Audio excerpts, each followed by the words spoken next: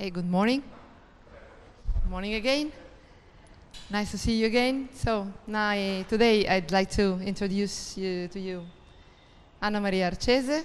She's more than 28 years in the field of IT, computer science, both from consulting and sales. So she probably has something interesting for you to learn, specifically on B2B sales. Okay? Thank you very much. Thank you. Love you.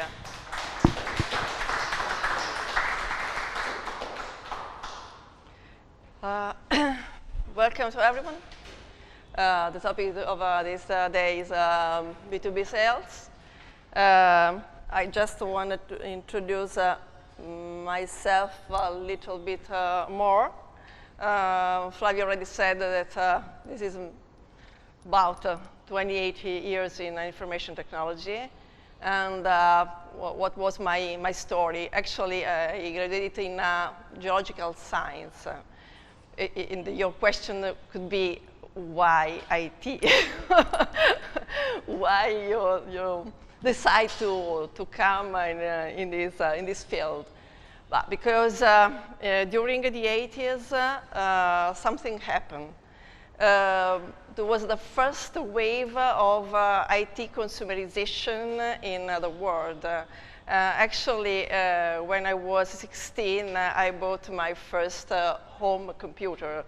You know that at the time, most people bought the Commodore 64 or some other computers, but there was the first consumerization actually in the world. So the passion came because every one of us at the time decided to have something in the home and try to do something with the language available at the time, such as BASIC or something like this. And it was the very big opportunity for everyone in that period. So most of the people that decide to join different computer science or not, entering in this information technology world. There was this big wave at the time. But when you try to build your roadmap at that time, the only way to do it is to join the mainframe environment. There was anything else except the IBM environment. So the first thing that I discovered that the operating system at home was very different from the enterprise operating system. It was so huge, so important. All the critical application actually ran on IBM in the 80s and maybe most of the time right now. If you think that maybe the COBOL is still a common language for critical application in the world, because IBM is still alive and mainframe is still alive for a lot of different industries, such as financial services, transportation, and others. So nothing new, but something changed, but some is still on that so huge computers that I discovered in my first wave of my IT life. Then I decided to change a little bit my way of thinking of IT, and I joined a consulting firm, the Ernst & Young, but I was focused on IT strategy, IT application for a long time, tried to build a new IT era in Italian companies such as Fiat Group or others that run a lot of business application. And we built a different kind of application. When we start with the mainframe, then distributed computing, and in 2000, we decided also to afford the e-commerce, the .com wave, And I was responsible for 3 or 4 years of the department of e-commerce and internet, the first internet wave, the dot-com wave that we know it was something very strange in that period because it create different opportunities, create a dream in a lot of companies and a lot of people in the world.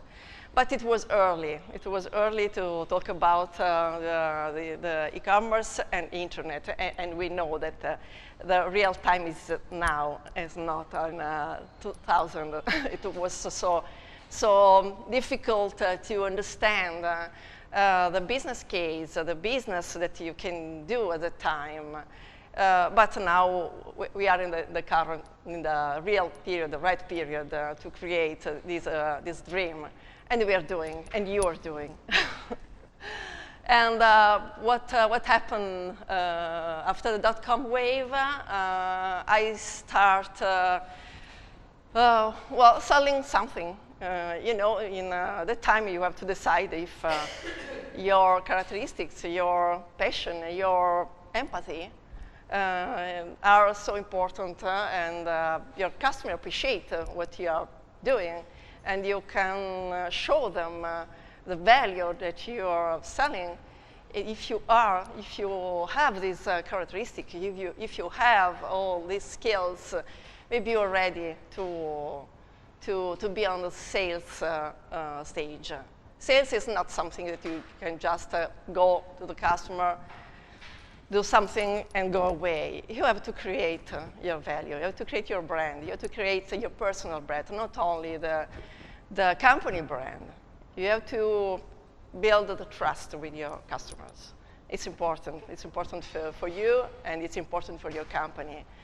And it's something that you can bring if you come from the field, if you already know your business, and if you have something to communicate. It's not just negotiating some money. No, not at all. Forget it. It's not the way to do it. And so what were my main skills?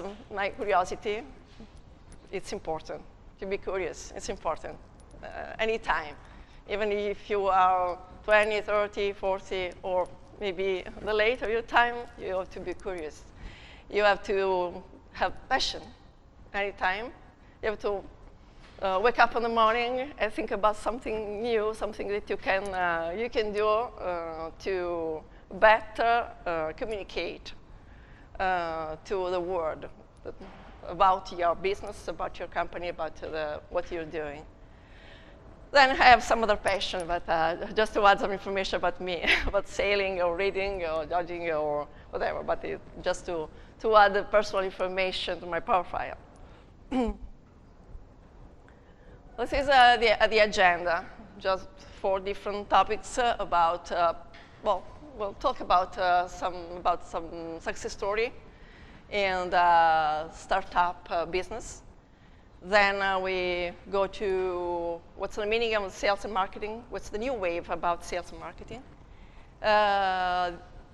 what is the right or what are the organizations that you have to build in your company to have success, and also processing tools. And what's the meaning of a B2B approach in this new era? So let's start with the startup trends. You know that a lot of companies are growing. This is just a picture that can give you an idea of what is the growing market in the startup companies. And look at India, which is very, very important. India is growing so fast.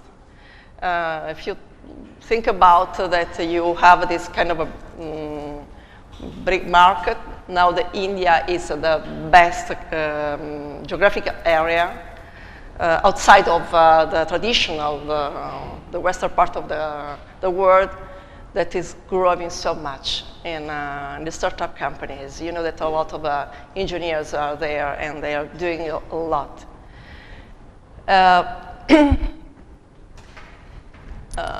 another look about what happened in these last 5 years. And this is a report very recent in 2016 in the month of April. And it explained that some companies now are valued more than the traditional. So you know a lot of these names, I'm sure that you already know. And you know that, for example, Uber, Xiaomi, Airbnb, and Palantir are such very good names so that now the market consider very, very strong, and they're growing so fast. For example, look at Uber. It's important to know what the success story is. These people decide to afford this kind of business because they had a problem, an issue during an event. So it was very easy and crazy. Found a cab, found a car, and so these people try to come up with a new idea to share the car, to share the opportunity to go around the city in a common way. This is the new sharing economy that we know. Now, this Uber brand is famous, and you can hear a lot of people talking about Uberization. It's a model, it's a business model. So the Uberization is something that merge the B2C and B2B approach to the market. You don't have anymore a difference between the emotional approach of the B2C and the traditional approach of B2B. It's something that you cannot distinguish very well between B2C and B2B. It's an hybrid model. It's important because it's the first company to approach the B2B very similar to B2C. And this was a very important information that I give to you, because it's something that you have to feel, you understand better, because it's something that is growing very, very fast. And what I can add is that you have to consider what the sharing economy is bringing to the market. But we'll talk better later about that. Xiaomi is a Chinese company making some mobile phones, their electronics, and all the way to best-selling phones in a different scenario. They started in China, you know, and they now are growing fast also in the Western market, but they choose a different way to sell outside of their country. They decide not to communicate directly with the people that has a special empathy with the cellular phone. They not communicate to the people, the community of people that evaluate the cellular phone. They decide to go to the normal people and try to communicate them that there is a new product on the market, regardless of the target that you are trying to reach. And this made the difference between all the other companies. Traditional mobile phones usually try to reach the people that are very strong in evaluate the products. They're very close to the communities. In this case, they decide to go to reach every one of us. And this made the real difference from the others. This was the real success story of this Chinese company. You know, they decide to reach all the people using the social network. Is a social network a way to bring some success in your business? Yes. And not only to the consumers, but now, at this moment, also for the B2B companies and market and business. The Airbnb, I think that everyone uses Airbnb now. It's a very great story. What's the new wave of Airbnb? They start reaching the consumer, so it was a B2C approach. They grow very fast in this way, but now they're a little bit stuck, let me say. So what they're doing now? They're making some alliances, some partnership with some travel companies. So they're going in a B2B business. After the B2C approach, now they know that if they want to grow, they have to make some partnership with the other companies. So now you can say that even they're using the Craigslist in the beginning of their business. Now they are they make some alliance with some other partner, such as Concur or other travel companies, and they are making more business in this way. Oh, this is a strange company. I don't know if you know this brand. Maybe not, because they started a long time ago, and actually their business is like big data companies. They use cognitive computers, and they are collecting information in a very good way with very, very fast performance for US government, for the FBI, for all the government companies in US. And their brand grows so fast because they're very niche player in this area. So they are a B2B company, actually, at the moment. But because of they built their own platform, an open source platform, a big data platform, and this very, very fast and very, very performing. Now they had very large and multi-year contracts with the government in US and related company to the government. Now they're trying to enter in new industries such as financial services, such as healthcare, and all the other industries that requires this kind of performance, this kind of information, and they know they are the best in this area.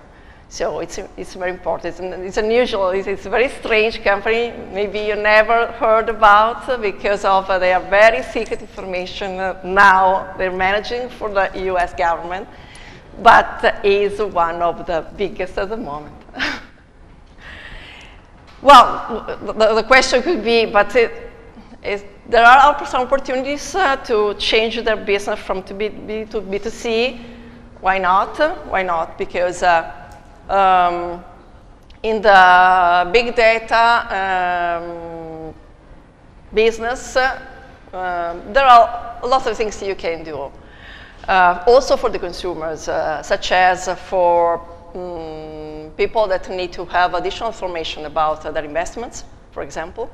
At the moment, if I invest something and I have a consultant, a private banker in my bank, I have to accept all the information. I have to trust my private banker, and I have to consider what they're saying. But I can add additional information from the market, from the internet, from all the other sources. And some platforms can allow me to know better where I'm investing, what I'm investing, and what would be the return on investment, my private investment. So there are some other things that a company like this can do also for consumers, but it started with a B2B approach. Well, just the last one. I really like it because I expected that there was this kind of a great company. I was wondering just a couple of weeks ago if someone was thinking about a business like this. I discovered that WeWork is alive. Maybe not in Italy or maybe not in some other countries, but they decide to come up with a sharing economy business about the opportunity to share also spaces. If you have something that you can share in your home or maybe another location that you have, and all the people that need to work in some places without spending a lot of money, renting offices, renting traditional offices, you can just know if there's something available close to you or close the place that you need to work somewhere. Well, it's interesting because I just was wondering if it exists a business like this, and it exists, and it's very, very, very great. Yes, you have a question? There was a similar company here in Italy. Yeah? It's called Talent Garden. Talent Garden. They almost, WeWorks has done, they're actually the second generation. The first generation Right. was a company called Sunshine Suites in New York. Yeah. And now this model is being imitated in other places. So in Italy, Yeah. Talent Garden is one, but there's others as well. Living, education. Right. Most of the time, what I read is a B2B business. It's still a B2B business, the Talent Garden in Italy, because some places such as Poste Italiane is allowing to use their offices for the new startup people that need to work there. But I think that you can do also in the private spaces. So if you have some places in your home and a very good connection, you can maybe allow people to work in your personal spaces. So it's nice, it's something very nice. And well, you know, they can now, they're able now also to add services to this kind of business, such as healthcare, payment, processing, insurance, or whatever, depending on the way you want to use these spaces and what kind of business you can do more.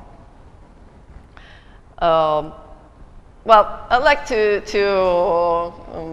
share now what is your business model. What you are going to communicate to the market about your business. I'd like to come up with your personal or business plan that you built, and well, take some time, 15 minutes, thinking about answering these 4 topics, and well, come up with your experience that you're living now.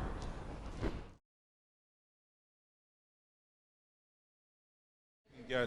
So which is the first, you guys ready? Okay. So we'll start with, I'll let you, address each, obviously you should say who you are, about your company, and then talk about the points. Should they stay there? They can stay there? Yeah, why not? Just for the microphone. So let's see, well, so you're first, Gabriele, you ready?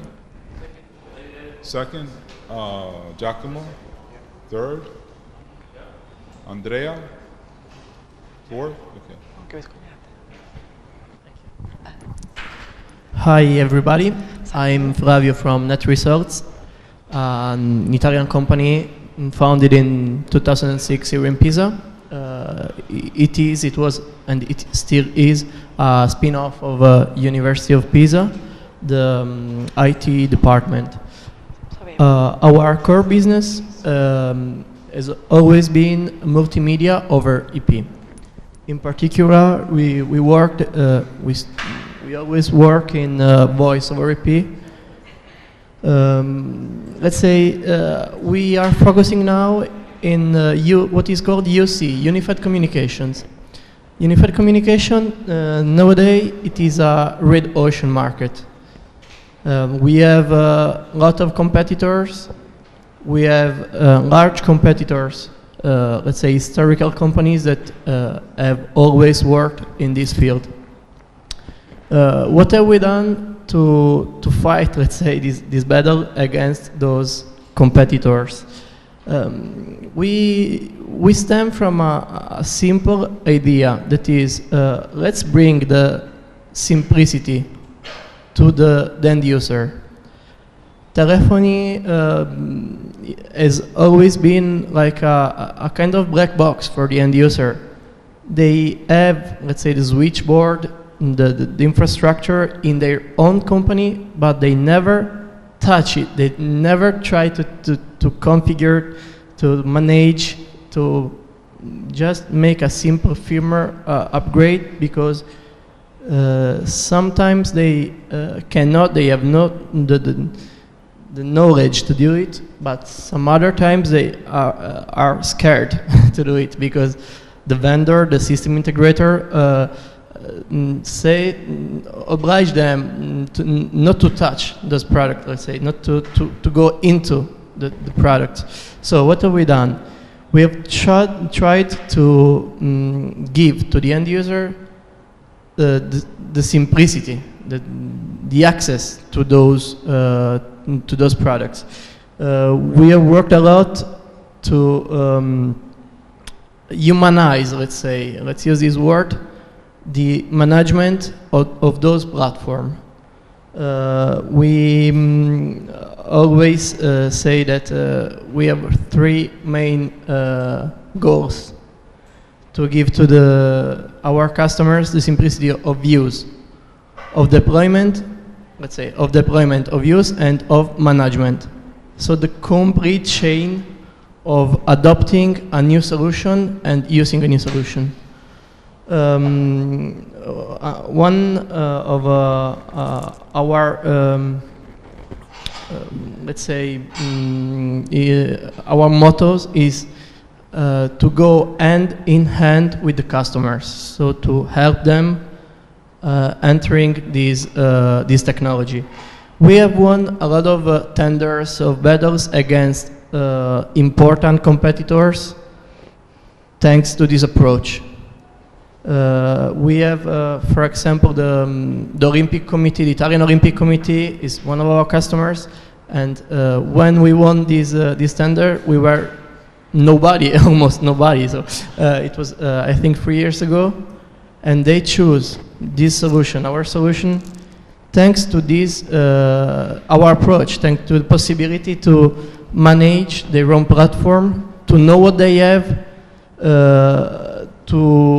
They were no more, because the public administration here in Italy is trapped, is stuck by the big company, by the big vendors that provide the technology. So we gave them the technology and told them, okay, do what you want.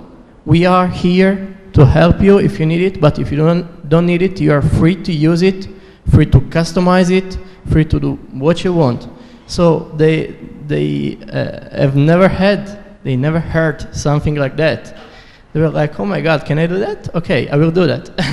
So it was our winning approach in a lot of tenders, especially in public administration here in Italy. So let's say that what are your customers? You said yes. public administration, yeah, but also system integrators is also. Yes, yeah, okay. mainly system integrator, because we never directly sell to the end user. We always we have this chain that is made by vendors, distributor, system integrator, and end user. Okay. Also end users, you mean? We never go directly on the end user. Okay. That we only give technical support to the end user somehow, but always through the system integrator. So our, let's say, value proposition, how I told you, is to make easy something that before was inaccessible, was unreachable for most of the customers. Our market, our target is the small office, medium enterprise, and large enterprise. So we have a complete set of solutions from the smaller device to the virtual machine, so also a technological advanced proposition. Quickly, our fundraising in 2010, maybe, we gained funds of the Chamber of Commerce in Pisa. That was, let's say, the speed up of this company. And in 2014, we found an important strategical partner that is Welcome Italia, that is a service provider, a tasking service provider. So someone that can share with us aims and goals. So it was really important for us. And let's say our success factor, of course, was the proximity, so to be next to the users, and of course flexibility. Because when you are a small company, a startup, you must be flexible. You cannot say, no, I don't want to do that. You have to do that. So it was maybe the strongest point we had to. What I got, easy to use product. Easy to use product. Yes, yes, of course. That's your success factor. Thank you. Thank you.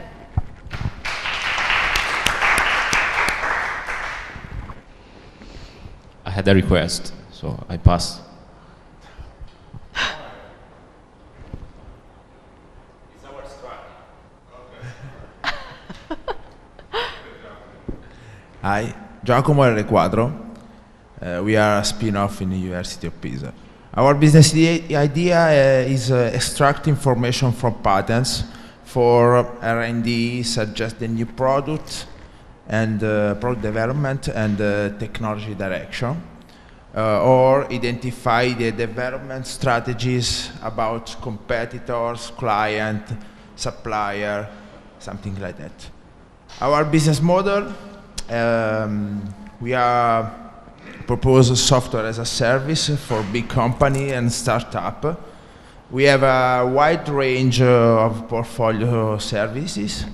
We work in the B2B market. And our target, internal target in the companies is R&D manager, marketing manager, CEO. Of course. Of course. Of course. Our fundraising is only bootstrapping. And I think that our success factor is a unique of technology, customized output, highly trained and multidisciplinary team, and fastest standard execution. So the unique technology? Sorry? You said that unique technology in your platform? It's because you own it, you built from yourself. Okay. Of course. Okay. Thank you. Thank you.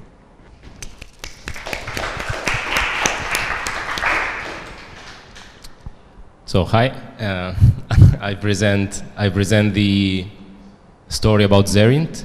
Okay, Zerint provides. I try to make your exercise as well. Yeah. So.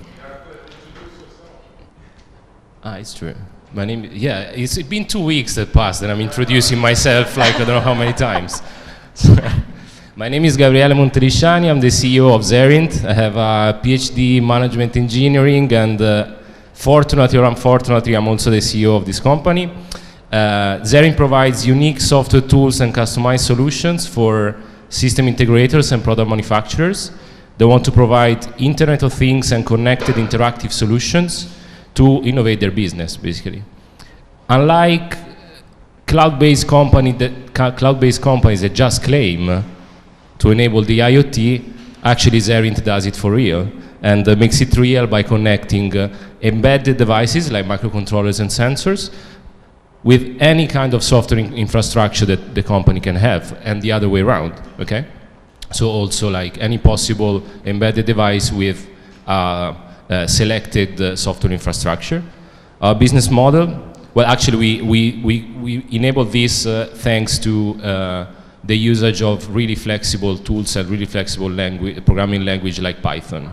Our business model, we sell our software tool through subscription and license-based scheme that allows us to scale up by enabling the others in developing solutions rather than providing ourselves directly the solutions.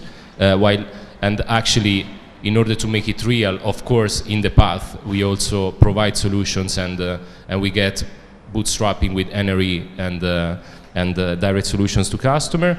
Fundraising, we started with bootstrapping, then at the same time we started with a Kickstarter campaign and we raised around 20K.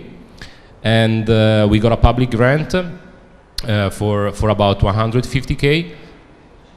And success factor, first of all, is knowledge. So is strong technical knowledge in the embedded and software tools in order to make it easier and lowering the access to the others, because we believe that we have strong knowledge in that in order to make the others able to access them in an easier way. Network, it's really important. So local network and strong access to talents, big talents from universities and at local and regional level and national level, and also the worldwide network that we developed also thanks to the Kickstarter campaign that allowed us more to get not just the knowledge factors and technical factors, but really business channels. Yeah. And the last element is the strong focus on radical innovation that is characterizing us. Great, thanks.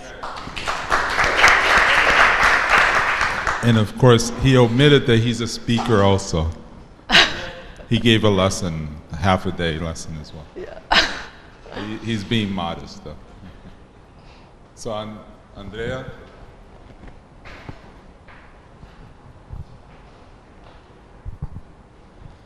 Hi. So we are FICO, and our business idea is to create a new material bio-based, basically from the spent coffee grains. And now we are working on this project since 1 year. We are already developed the material, and we are going to create a prototype. We are going to have the prototype very soon. And how? Through a regeneration process and an industrial process. People, right now we are a team of 2 people, me and Giovanni, and we are looking for collaboration, external collaboration to increase the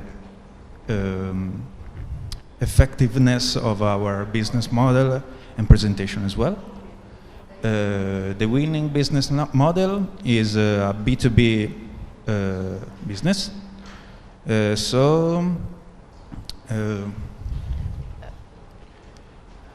Basically, we are looking for collaboration, partnerships with the target is the coffee industries companies, and hopefully also selling the idea and the IP, so not to cover to the production costs. The idea is to create gadgets with this material. And great, very interesting. Yes. Fundraising is personal capital at the beginning. Then we are looking for partnerships, and then maybe debt capital. And success factor, we want to fix the motion of coffee into customizable gadgets for the coffee professionals. That's the spot.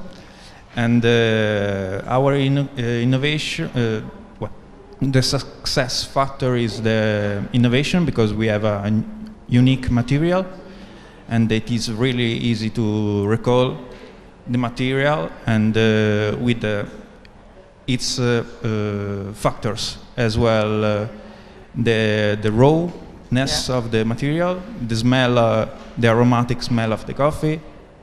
And so it is easy to recall. and it will be perfect for sponsor gadgets of the industry companies or greetings items, and then it is easy workable. But you have your own manufacturing plant, something that you can try to do it, to make it. What's your plant now? The plan right now. The plant, is I mean, the place where you're making this product. I mean, yes, I'm just curious. I mean, I'd like to know. A collaboration with a lab. So to mix all the. Okay. Just to know, I mean, it was interesting and curious about this business. Very, very nice to hear about. Okay. Thank you.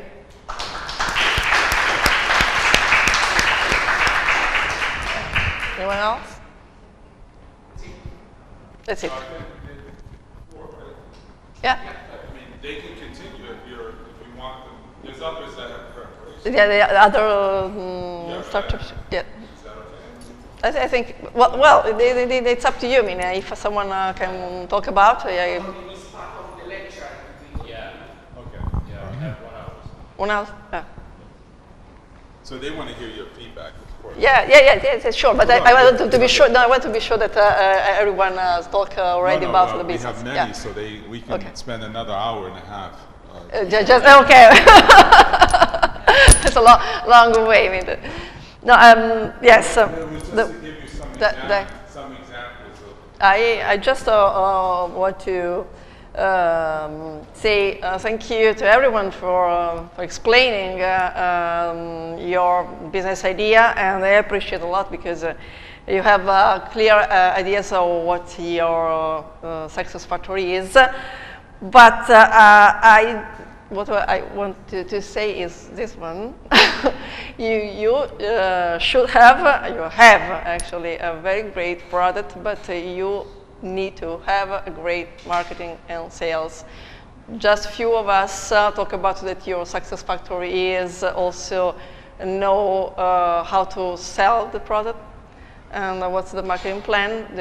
You talk about that you're convinced, and I am, that your product is the best unique, and it's something that you created by yourself and your ideas and your talents and what's and the importance of your team, your knowledge, your passion. But you need to have in your mind that you have to sell the products. So you need to have a very good marketing plan and sales plan. They have the, let me say, the same importance, because you can have a very great idea, but if you don't know how to sell it, it's just a great idea, anything else.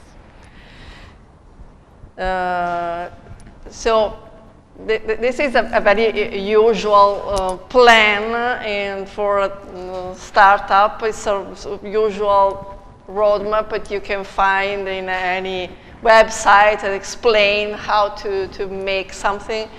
Maybe you are on the 4th, 5th level, and when you are there, you have to know how to sell the products, because you have already defined the idea. You know that you want to be an entrepreneur. You have supporters, you have founders, co-founders, and you have money, but now you have to know to make the difference, to afford this additional step if you want to grow, because you have to go over the world, or maybe your market, it could be the European or the US or whatever, but you have to make your brand the best brand in the world. So you need to think about how to sell it. I really like this slogan. Product with better distribution will always win over superior product with the poor distribution or customer access. It's not fair, it's not right, but it's reality. So it's interesting to think about that. Sometimes you need to know how to distribute your products, or what's the best way to do it. And the value of the distribution is the same of the value of your idea. So I like to just 5 minutes, if you want to just to talk about, or maybe you're already done and the time is over. So let's go over. This is a traditional organization in a company, but just to take a look and think about what you have, what you don't have, what you didn't plan at the moment, what you have to plan in the next future, in order to have all the boxes with some responsibility and some people in place. Maybe sometimes you have a person that cover different boxes, but think about that you need all these people to have a right organization. And because the mix of people that you choose should have different skills in order to grow. You have to have people with sales skills, with marketing skills, and not only talent people that create and make your business unique. You have to know that your business is unique also. Has to become unique also for your customers. Okay, so just take a look and remind that you have to cover this organization, and you have to know that you need to have different skills in order to be in the market. Well, this is just a reminder of what you need to do. We need, of course, stay on target. Remember what is your success factor. Remember what is the idea that you created the first time. And your mind should be there anytime. Then you have to know what your customer wants about your products. So sometimes I heard about flexibility.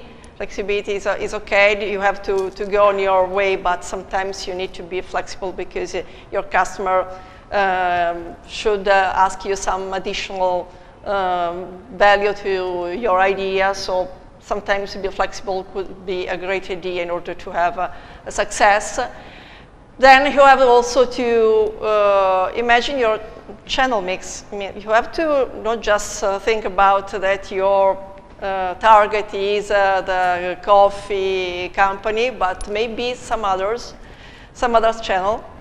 Think about everything you have all around you. Yes, your business is coffee, but there are some other channels that you have to consider in your market, because not only what you're doing is important for a business that is similar in the products that you decide to enter. And you have also align marketing and sales. I told you have to have two different boxes, marketing and sales. And the next slides I talked about the fact that maybe sales and marketing in this moment are community, should be a community. But we'll see in the next slides. Talents, someone talked about that we have talents, we have a lot of people that are very, very strong in the knowledge of the business. That's fine, but not only to generate the products, but as I said before, also to sell it and to build the right marketing for the product. Sometimes the talent should be also marketing is a talent in the marketing or talent in the sales. Remember this thing. And well, sales capacity, as I said before, sales is your next step. Okay, marketing. This is a new slogan. the sales and marketing people should work out together. No way now to think about that you have marketing that's organized good events, something that are spread around the world. This kind of events cost a lot of money, so you have to focus on what kind of events you need. And this kind of the marketing plan should be done with the salespeople, because all the things that you do in the marketing plan should become money. Only the salespeople know better how to make money. So this team should work together. So this new slogan, this marketing, is a way to build a new team and try to come up with the right marketing and sales plan altogether. Because selling costs will grow faster than revenue, so but you have to know exactly where are you spending this money and why are you spending this money. The return on investment should be very, very clear. Even the selling costs will go faster. Oh, well, and the way to make an agreement between sales and marketing is to define the service level agreements between them. It's a kind of way to think about that marketing should give value to sales and sales give value to marketing. So both should be aligned with a very clear idea of what is the value that they're giving each other. That's why I like to say that you have to implement a service level agreement between them. They need to work together, but they have be measured about what they're doing to make their business better.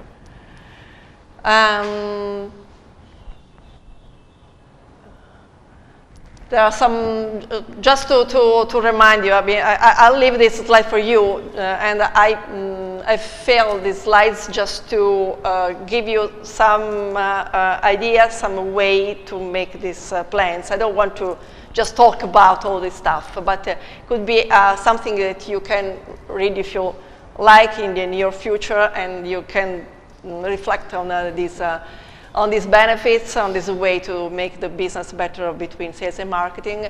But I wanted to give you something that you can reflect on.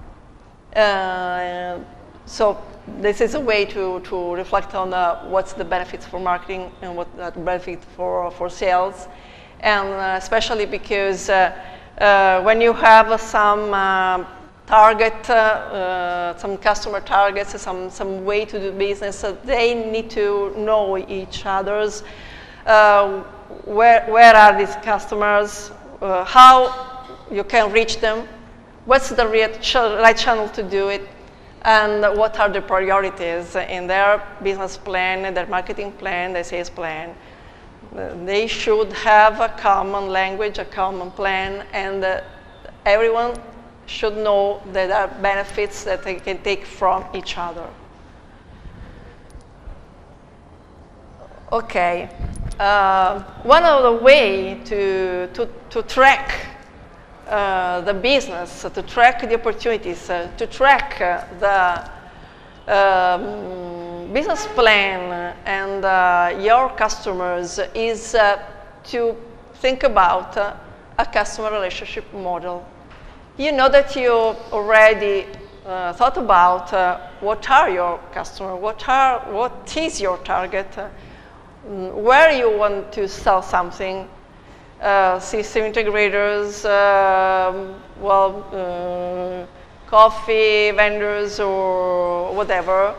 But did you think in last month or what is the right way to track your business? Are you already selling? Are you already have some customers, some targets, someone that you already meet and are probably your future targets, your future customer.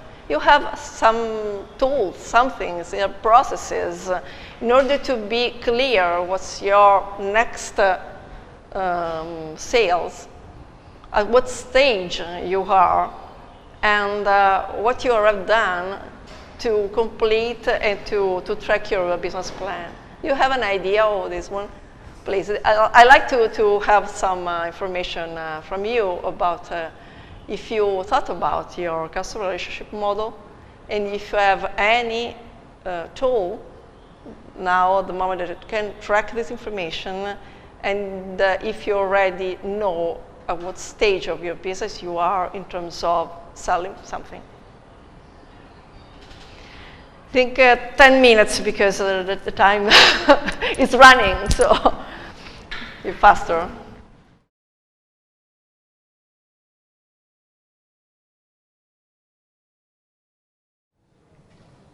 All right, so we picked 3 different groups now to try to respond to the exercise. Of course, they'll have to give you a little bit of background on their business, otherwise the context won't make sense, okay? And then hopefully what they may ask you is to give them some feedback and respond to what they say, okay? Okay. I'll let them introduce themselves. So we deal with cognitive profiling and diagnostics. Yes. So we are Project Ypsilon. We use, and my name is Yayoi Sakaki. We deal with cognitive profiling and also diagnostics using eye tracking, and especially with the patients with Parkinson's disease and other dopaminergic dysfunctions. So our business model is based on B2B, and primary customers are actually physicians and also their patients being referred by the clinicians and also clinical institutions. And so we plan to have the routine update and also routine visit by our either marketing personnel or the product managers, so that we can check, like for instance, equipment maintenance, as well as for the evaluations from, or the feedbacks from our customers or the users, so that we can keep modifying and upgrading our systems. Okay. So you have any tool and something that you the way you track your opportunities, the way you track all the things that you are selling? I'm sorry, I didn't A get tool that can track all the opportunities that are coming from the business. You use something to track all the opportunities. So currently we are in negotiation with the clinical validations and clinical trials, and see if there is a good demand in what region, etc. Okay. Yes. Okay. Thank you. Thank you. Thanks. Hi, I'm Niccolò, and I have an idea of startup based on a tool for help product designer and product developer. And our business model is the consulting. And my idea for create a relationship with our customer is to use the trust, and for create trust between us and our potential customer, we want to use success application, and for create this first success case study, we want to use our contacts in the field of product development and the contacts of our partners who operate in the human resource consulting, and he have a lot of contacts with company, with a lot of different companies. So you have an internal person or a partner, that an external, so you use another partner in order to yes. reach your targets. Yes. So it's a B2B to B or something like this. Yes. Okay, no, fine. It's a channel that you're you choose to have in your market strategy. Yes. Okay. Okay. But your yes. But another question: your partner is tracking the opportunities, or yourself? I mean, what's your model in terms of having an idea of what the partner is doing, and what your opportunities on, if it's on the way or is a stack or whatever? What's the plan? Yes. In this first moment, our partner gives to us all the contacts, all So his sharing, contacts, and we analyze which contacts could be the best for us in this first moment. And the customer visit made jointly, you and the partners go together to the customer? Actually, he contacts with our brochure and our presentation through newsletter his contacts. And if he have positive outcomes, he pass the contact to us, and we provide to a direct approach. Contact. Yes. And you'll track all these things that you're doing. Yes, and we talk we are synchronized. But you have a spreadsheet or something like this so that you can track all these meetings, something that you can look at in a big picture. So actually no, because we have a very small number. Okay, okay, fine, thank you. Thanks.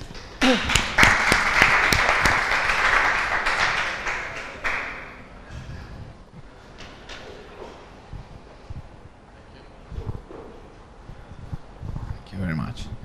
Hi, I'm Claudio, co-founder at Tebiki. Tebiki is an app-based platform that provides digital smart tour guided tour. Sorry. So basically, we have two kind of customers. We have travelers and authorized guide. Okay. So travelers are individuals, small groups, couple. And families. We reach travelers through the app, through the website, and through the newsletter. The guides are reachable through the exhibition, the tourist exhibition, the road shows, newsletters, and so what's that? Associations of the category of guides. And we manage them through these tools. So you're using the newsletters or some social? Of course, through social networks. Such as Facebook, YouTube, and so on. How many people? How many targets you have at the moment? What's your plan? What you try to do? Yeah. Just us. No, okay. No.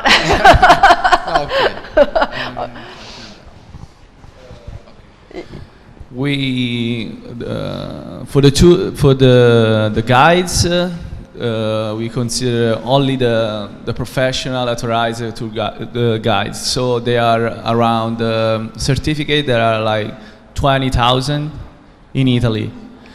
And travelers, we consider the past year, and all over the world, travelers are around 1 billion. Yeah. So yeah, there's a big market, but actually we want to focus on Italy, of course, and then expand to the rest of the Europe and the world.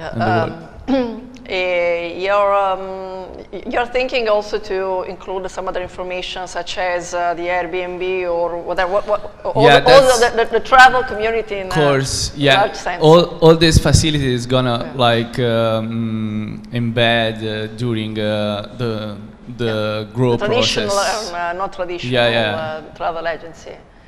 Not the traditional travel agency. Yeah, we want to like find another, solution that that can compete with the work that are doing the travel. You collect information directly from the consumers, from the travelers, or guides. Guides. Okay, so you collect the different. Sell the product on the platform. Okay. So the itineraries are totally made by the guide. Okay, so you're such a broker of information, or a broker of itineraries, digital itineraries. Okay, fine. So the next step will be to collect all the information from all the non-traditional guides, traveling guides, and try to come up with something that the traveler can use to build the trip, end-to-end trip. Exactly. Okay. Exactly. Thank you. Thanks.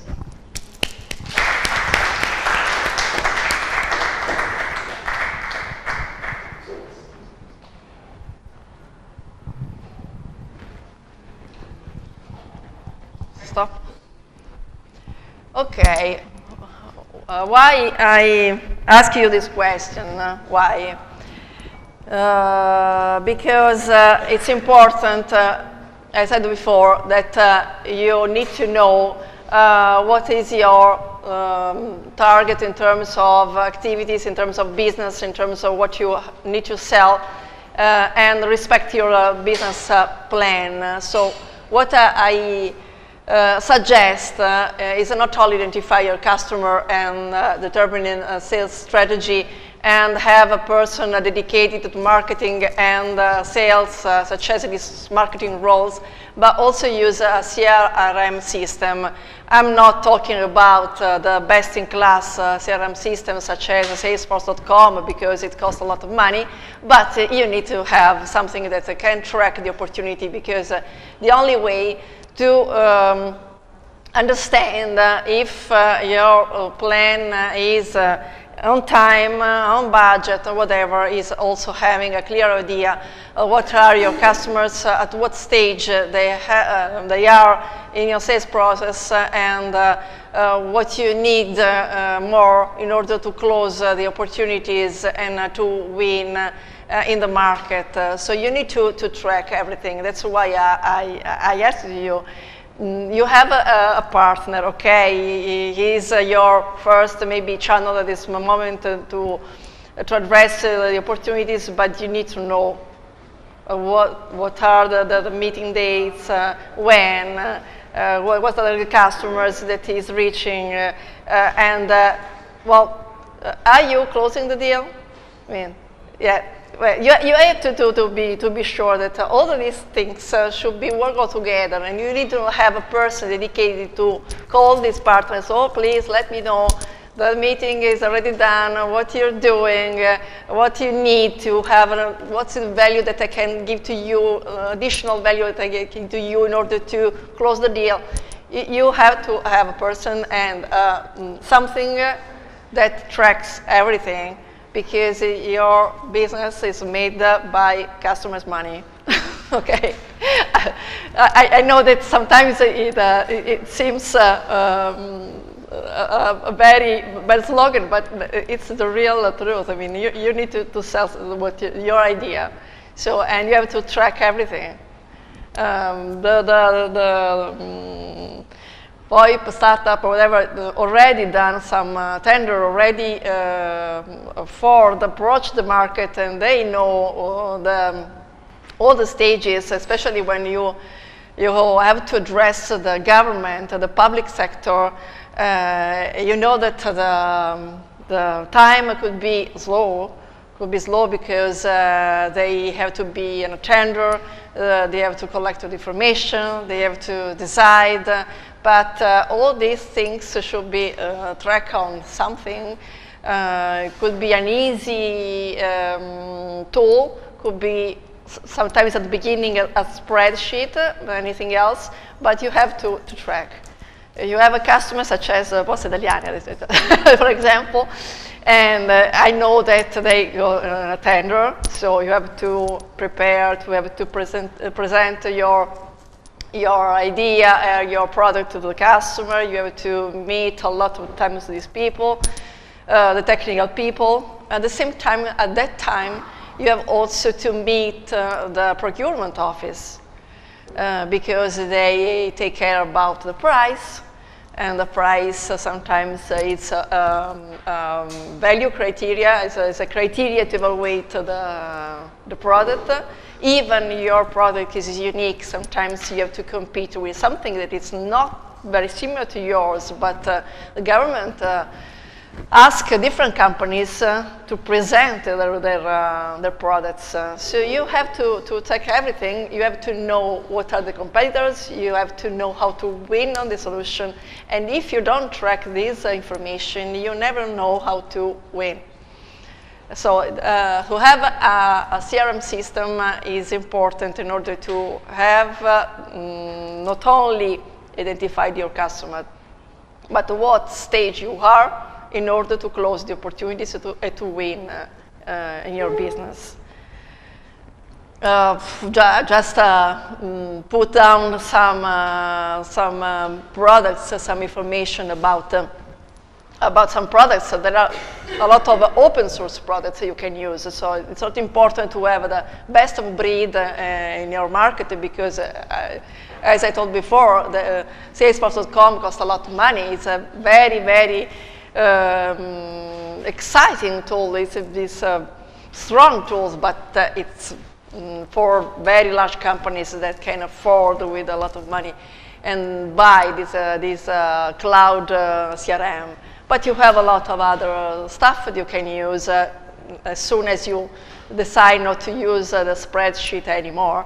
And the important things that you have to do is add all the information that you need in your company to know better what your client is. Client is not just the name of Poste Italiane, Viale, Europa, etc., but all the people that you need to meet, all the information about the people that you need to meet in terms of IT people or business people or procurement people.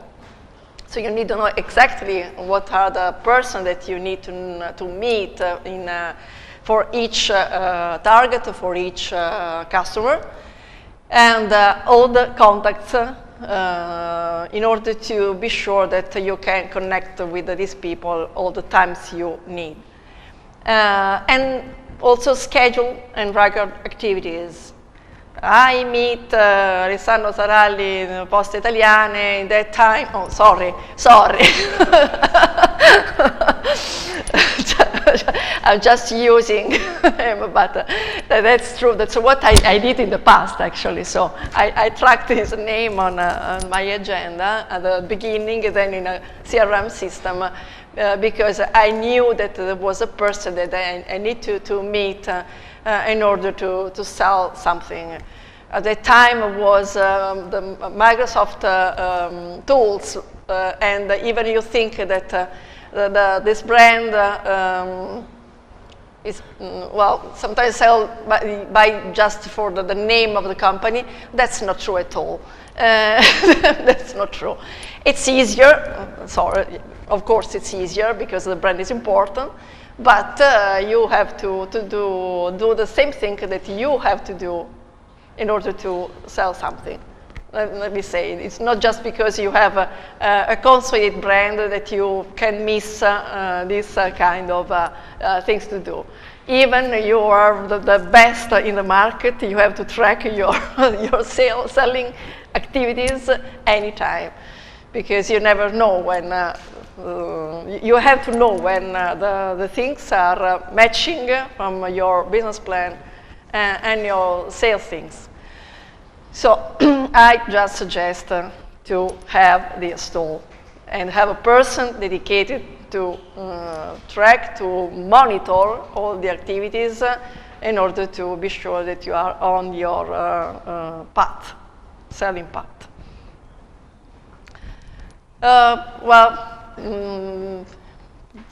some suggestion and anything more. I already talked about this in the last slide, but I want to be sure that you focus on these things, so when you have my slide in the future, you can just read and look at what you have to do in terms of making this sales plan upgraded, updated anytime with all the people engaged with your business plan.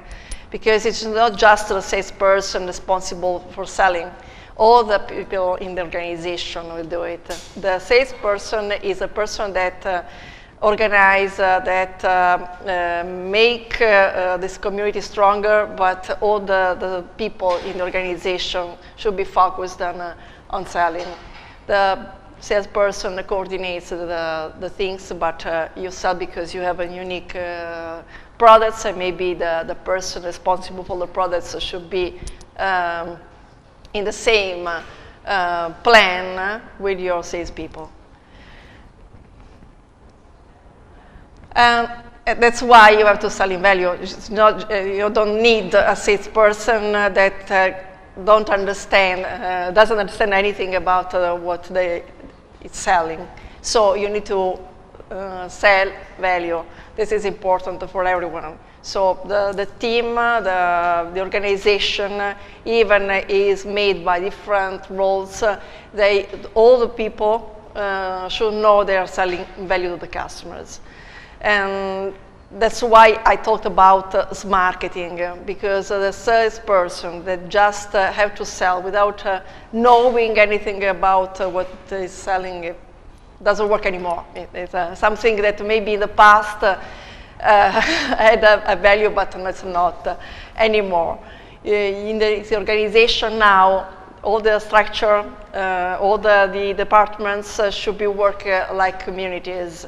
Even it's important to have people that take care of a department, but the real way that nowadays we work, it's a community model.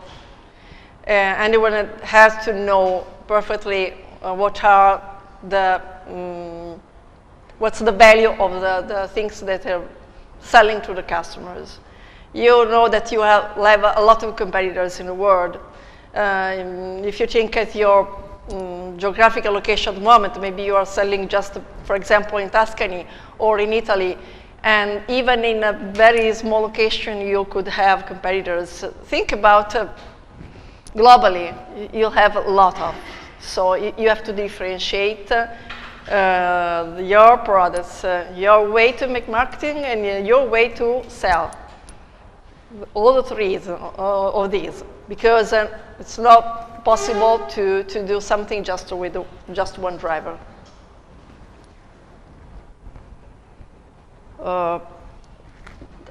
Well, because of the presentation was made on B2B sales, I just want to focus a little bit more about what was the meaning of B2B before. Now I said maybe it's not so clear like in the past, but at a certain stage of your business, you should know better what's the emotional part of the things that you have to communicate to the customers if you think about B2C, and the way you communicate with the enterprises or B2B customers, which is a little bit different. Even now, as I said, for the Uber in one of the first slides, it's not so clear anymore. That's something that is an hybrid way to make B2B or B2C.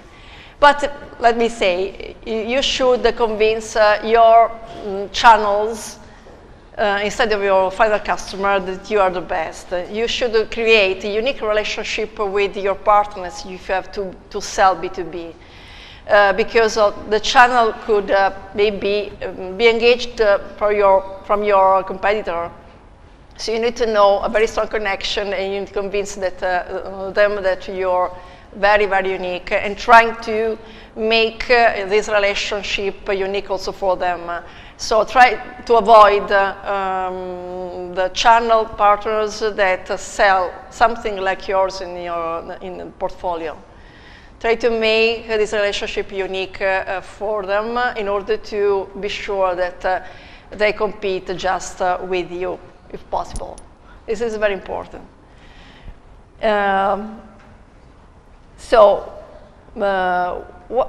Just other 5 minutes talking about what's your B2B strategy. So if you have other 3, 4, you have other startup that never talked before in this room here. Okay. Okay. I'd like to have 3 talking about the B2C and B2B strategy, market strategy, in order to close this part of our presentation and go deep in why B2B or B2C market strategy for your future.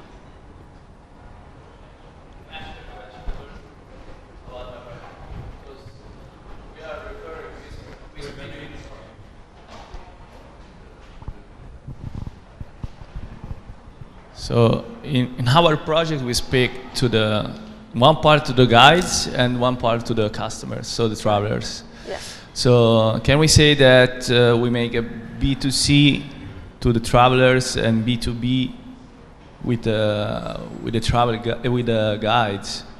Is it correct? Is it possible or? Yeah. Yes, of course. I think that in some models you have some.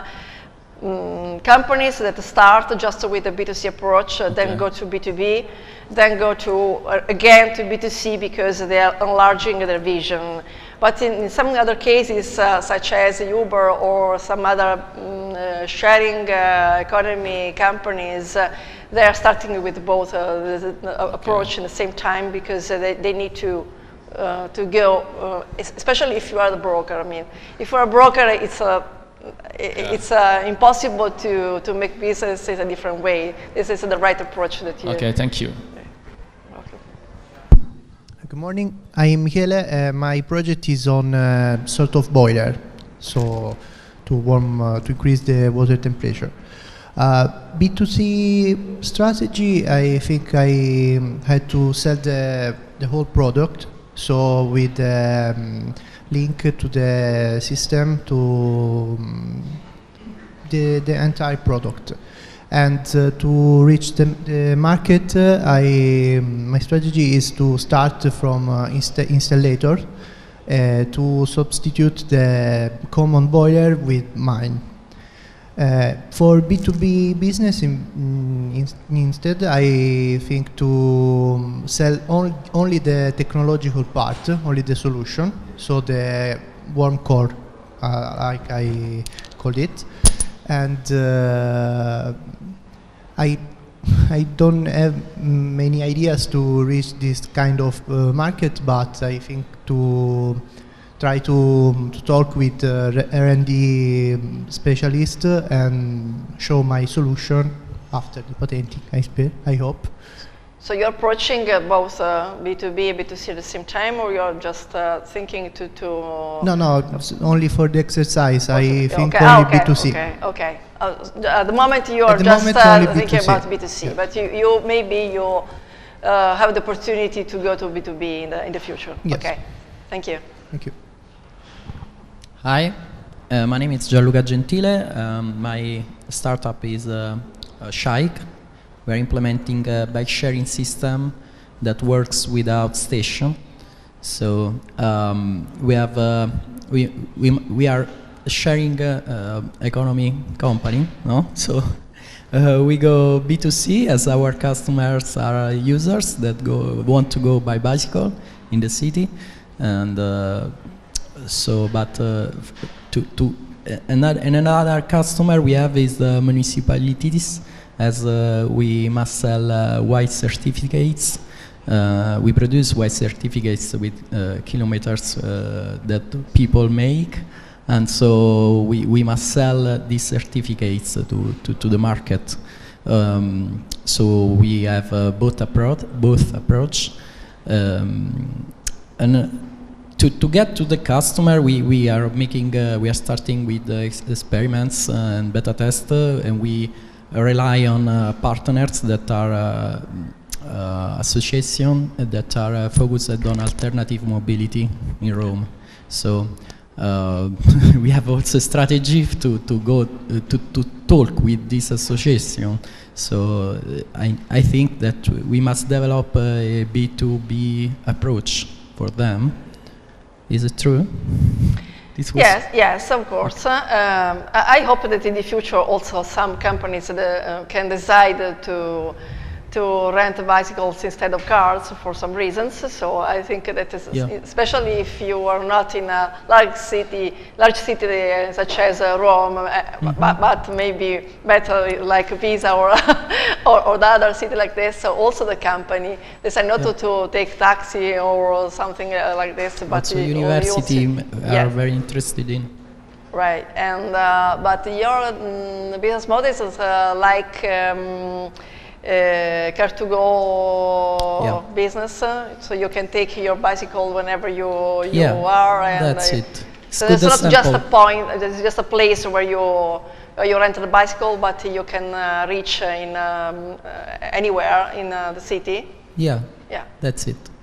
Yes, it's quite similar. You have an app, and you can search for a bike, and then you get it, and you unlock it. You use it and leave it wherever you want in a certain with some smartphone. With some smartphone that they can unlock the bicycle. There is a smart lock attached to bicycles. No, I really hope that in the future, some enterprises and companies decide to engage to suggest to people to use a bicycle instead of cars, and for some such opportunities. Not everyone, but I think it could be an opportunity to reduce traffic and CO2 or whatever. Well, good. Thank you. Not in Rome, yes, I know. It's not easy at all. But in medium, small cities, it's possible. Even in Milan, sometimes, because you have a flat city without hills. So. Or maybe you have some power bicycle with electricity, and maybe can be affordable also in a large city like Rome. Yeah, also the small city, it's affordable, this system, because we don't have stations, so it's cheaper for municipalities. Cheaper. Yeah. Right. Okay. Thank you. Thank you. Hi. Just one more. Okay. I'm Luca Diamanti, and my idea of startup is a smart router for the IoT home. Okay. That are able to connect all the devices and all the smart objects in the house. And we can use all the 2 channels, because in B2C case we can sell our product direct to our customers. Instead, in the B2C case, we can sell our product to the provider company of internet, and they can rent the product, the router, to the customers with a monthly fee in the bill. Just the telco companies, or you're thinking about others such as insurance or whatever?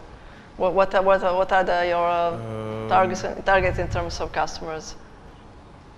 I think the providing internet connection. Just the telco, just the telco providers.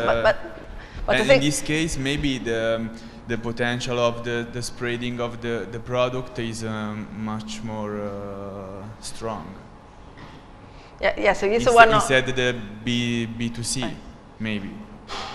Right, I think that the provider is one of the channels, but think about there are some other companies that could be interested in your business, such as insurance or whatever. They are thinking about the connected home. This is one of the scenario, the IoT scenario, and they are very interested to reach some products or solution that can sell if the person can secure the home, for example, and so understand what are the spaces, what's the security of the home, or what kind of things the people in the home do to make them secure.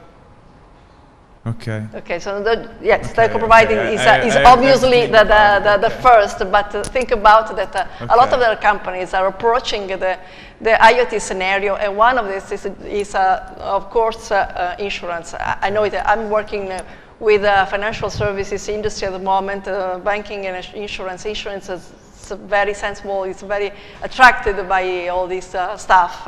For example, Generali Assicurazioni bought an IoT company in order to have something in their home and their business, and they're trying to sell themselves, so it's kind of an offering to the market. And you know, of course, the first scenario is the connected car, but it's the simplest way to sell the IoT through an insurance. But I also thinking about the connected home and how to sell insurance related to the way you, the behavior of the person in the home and the way they make the home secure in order to personalize or customize their offering to the customers, and the people owner is one of the other. I think in the future you can have the connected health or whatever, but it's not so easy in Italy at the moment because of the privacy of the information that you manage. But I think that in the future you will have also this kind of business. But the connected home could be next, of course, and the insurance is very interested. Okay, thank you. Okay, welcome.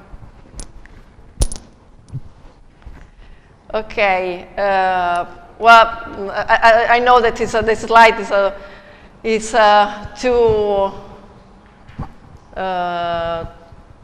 full of information, but I want to just give something about the difference between B2B and B2C in purchasing processes. I said selling value to the customers, direct customers, or selling value to the business customer.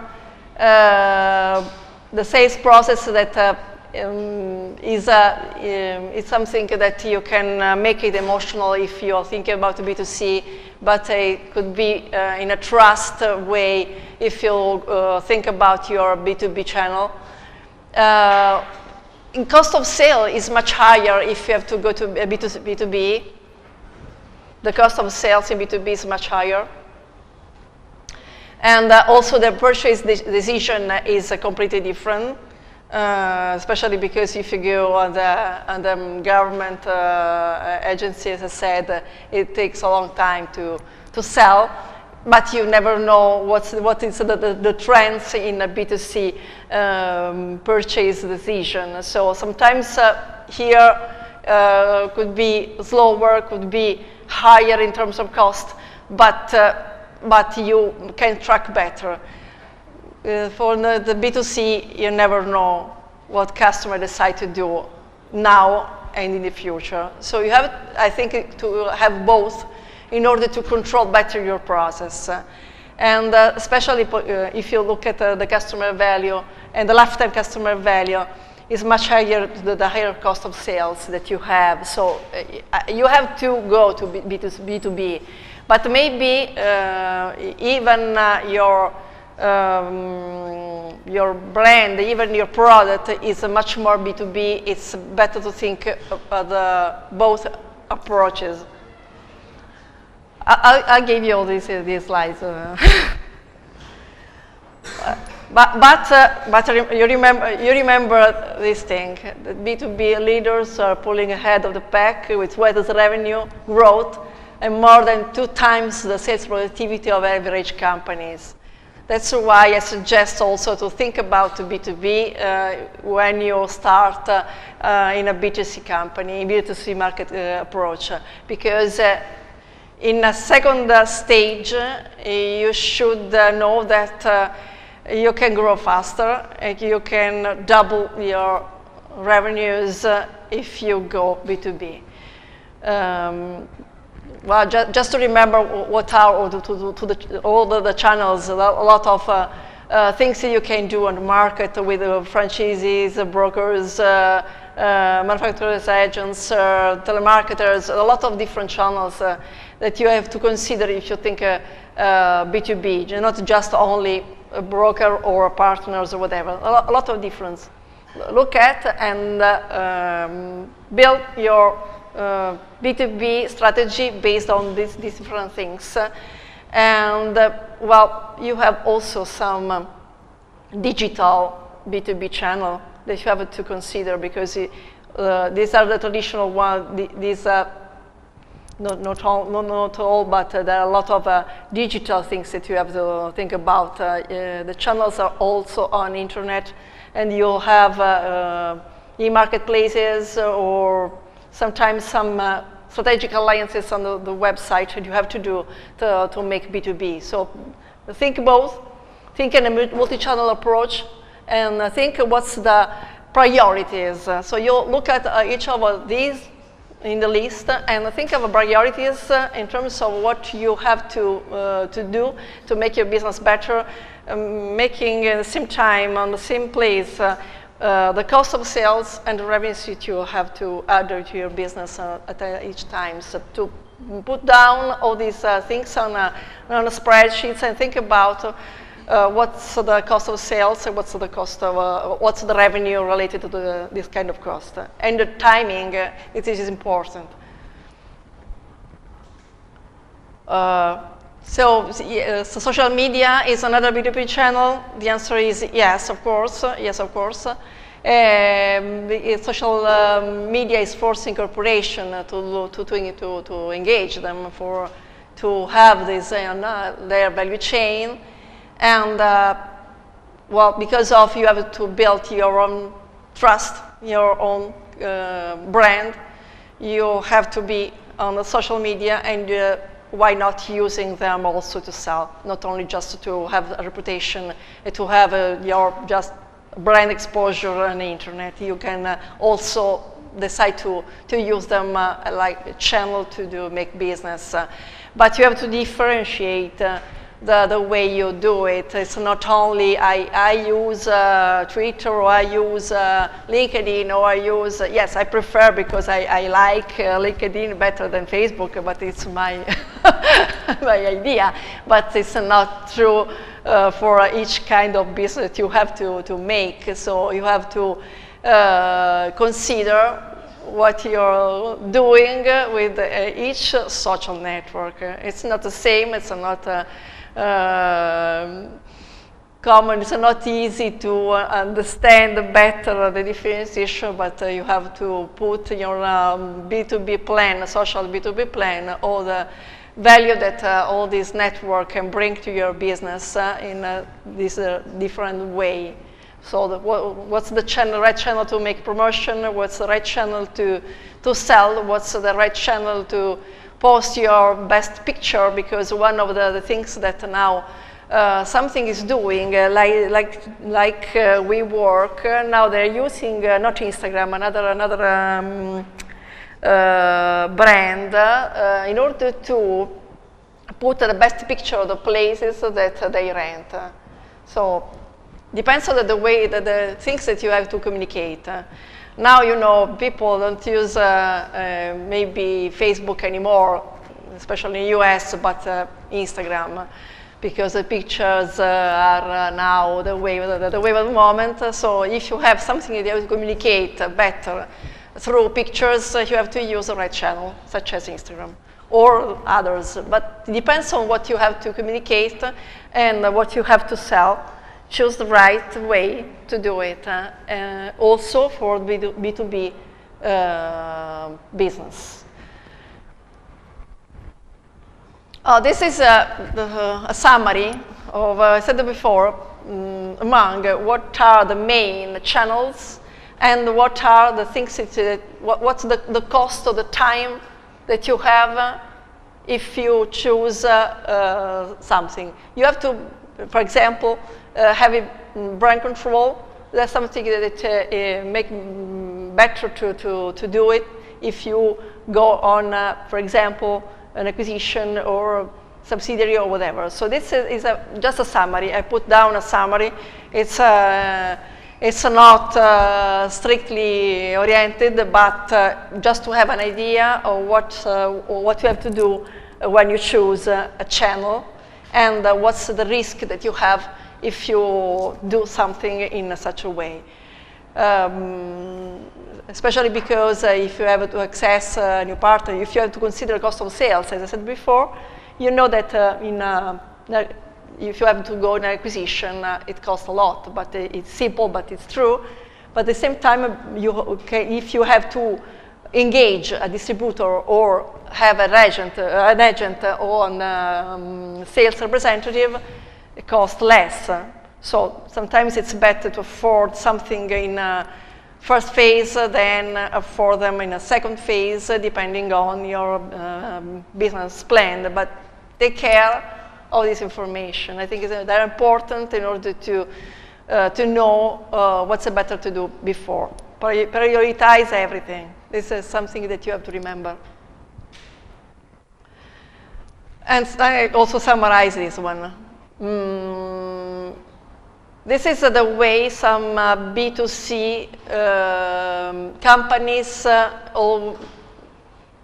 do often. They start with direct channels, which is much easier, because the cost of a transaction is low. Then in the second phase, you have to go to the indirect channels, and you have to go to B2B there, because you are adding value to your sales, but at the same time, the cost of transaction is much higher. So I suggest to go in a B2B section in the second phase if you are a B2C provider. If you start a B2B, it's different. But if you go in the first phase B2C, you know that at that time you have to go B2B. It's important because you have to double your revenues. And at the third stage, you should have some people very focused on sales, knowing the industries, knowing everything about your business. Well, when you go to the B2B, prepare yourself to explain to your partners what you have to do. It's not just to connect with someone that make your business easier. You have to prepare your meetings with all the B2B company that you're addressing, so your partners, your channels. You have to prepare, you have to be unique, you have to prevent having to compete against you. This is important. And of course, you have to support your channel every time. It's not just the first meeting that you do or the first agreement that you do with your partners that make your business easier. You have to support your channel with all the information about the new products, the technical products, whatever, in order to have more salespeople engaged with you on the market. So it's a continuous value that you give to your channel, because it's important that they talk your language and they know exactly what you're doing. It's a partnership. It's not just a reseller way to do on the market. So the partnership is made through trust, through the correct communication information, and the right people dedicated to the channel. Most of the companies that go to B2B, they have a person dedicated to the channel strategy. So I told you, you have a sales department, but sales could be made by B2C and B2B. And the B2B person could be different from the B2C because the strategies are completely different. And the targets are completely different. So make sure that the person is very well connected with the channels, with the partners, and give all the information, technical, training, or whatever necessary for these people to be ready to sell your products on the market. I don't want to talk about this slide, just to have a reminder for you, and it's something that summarizes what I already did before. It's just a conclusion. Well, if you have additional questions for me, I'm available for. You have a very long career in the technology and computation area, starting from the origins. You said Commodore 64, so you've been through the history and the journey, which is a very long journey. And in the U.S., there's the proportion of women to men in the technology area in the last maybe 40 years has been grossly skewed towards men. Although in the history of computing, going back to the 30s, 40s, 50s, 60s, the proportion was actually half women, half men. So things changed during that time. And you're the last 10 years, I think things are maybe moving back towards understanding that women have a tremendous role to play. You can see that the room here is mostly men, right? And but I can say that coming to Italy the last 6 years and being involved in the various educational programs here related to entrepreneurship, and they always involve the sciences in some way, that the women who participate tend to do exceptionally well, right? And in my involvement with European Union with Horizon 2020 and the evaluation process, one of the key criteria is gender, right? How are the proposals addressing gender? So I'm curious, from your perspective, what can you offer? What can you say to them to encourage them to include the talent of women in their businesses, as suppliers, as potential buyers, as part of a market, because they may miss some insights that they're not going to get by not having more participation. So, and any comment you have about that topic. Right. You're right. It's a good question, actually, because it's not easy at all. Now you can look at this room and you know that a few women in this room, so it's not easy at all, because sometimes women think that technology is something that belongs to men. This is a problem. Maybe men think the same, I don't know. I don't want to criticize no one, but I think that there's something wrong in the declaration of what is the technology and what is the digital approach to the market. There's something that you have to encourage women in go deeper in the detail of what is the technology, what is the strategy. I think that we lost a step in the past years, and no one communicates very well to women, even when they're very, very child, not just because at university stage, it's too late. You have to communicate before. I really like to think about that maybe children can make some stages in the companies, and I like to see female women make this stage and trying to absorb, to know better what the technology is, and especially because digital now is pervasive. We have also a very important target in the 2020 approach in the European community. So I think that we have to encourage women to think about what technology is, and especially because we have something very unique as women, the empathy. I missed this word during all these slides, but I think that is one important thing that we have to remember, especially because in the approach with the customers and the approach of the market, our capacity to know, to understand better the body language, the way that people communicate is something that we know and we can manage better than men. I like to say that maybe in the sales and in the marketing area we are very good. I can see a lot of women in sales, in technology, in this moment, also in marketing. But I like to also, in the future, have people, technical people, dedicated also to understand better the contents of what they're making. But let me say, something is changing, even in Italy. And if you have this women here, it's the good answer to your question, even few, but they're here.